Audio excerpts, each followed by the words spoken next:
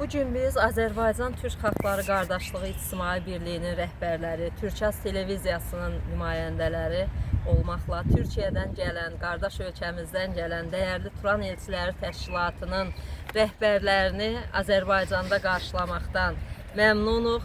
ATV bizim bugünkü tədbirlərimizi işıqlandırır. Biz ATV'nin rəhbəri, dəyərli Rəsafil qardaşımıza da minnətdarıq. Biz özümüzə borc bildik ki, Türkiyə Azərbaycan şəhidlərinin xatirəsinə salınmış şəhidliyi ziyarət edək.